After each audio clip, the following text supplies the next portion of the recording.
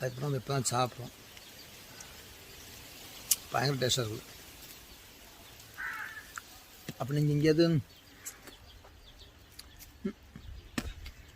ஏதாவது ஒரு கடற்கரையில் உங்களுக்கு நீங்கள் எங்கேயாவது சுற்றி பார்க்க போகும்போது எங்கேயாவது உங்களுக்கு இதை கிடச்சின்னா வாங்கி சாப்பிடுங்க.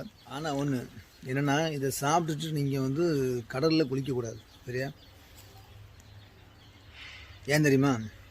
இதோடைய இந்த ரொம்ப கவுச்சி வாடை அடிக்கும். இந்த வாடைக்கு வந்து நம்ம அஞ்சாலை மீன் சொல்லுவோம் தெரியுமா? இந்த பாம்பு மாதிரி நீளமாக இருக்கும். அந்த வாடைக்கு அஞ்சாலை மீன் வந்து கரை வரும். அதாவது பாறு இல்லாத இடங்களில் பிரச்சனை இல்லை. கரை ஓரங்களில் பாறுகள் அதிகமான உள்ள இடங்களில் வந்து இதை சாப்பிட்டுட்டு குளிக்கக்கூடாது.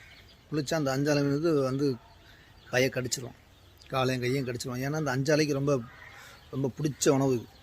அஞ்சாலை பாறுகளில் வாழ்கிற மீன்களுக்கு இந்த மோரங்கிறது ரொம்ப பிடிக்கும். அதனால் அந்த வாடைக்கு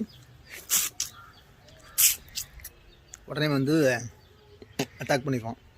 அது ரொம்ப கவனமாக இருக்கணும் மக்களே, சரியா? அந்த மூரையோடைய பல்லை காட்டுறோம் பாருங்கள், இங்கே வரும்.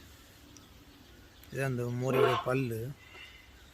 இந்த பல்லை வச்சு தான் தலைவர் மெதுவாக பிரித்து சாப்பிடுவார். எதையும் வரும் சின்ன சின்ன பாசியெல்லாம் அதை வச்சு தான் உறிஞ்சி சாப்பிடுவார். பல்லை வச்சு பல் பயங்கரமாக இருக்கும் பாருங்க. பல்லை பாருங்க, சரிதான் மகளே? இந்த பல்லை வச்சு தான் நம்ம தலைவர் சாப்பிடுவார்.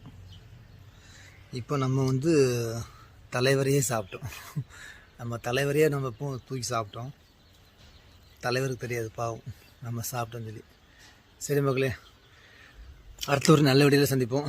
கையெல்லாம் அழுக்காயிட்டேன். சரி மகளே.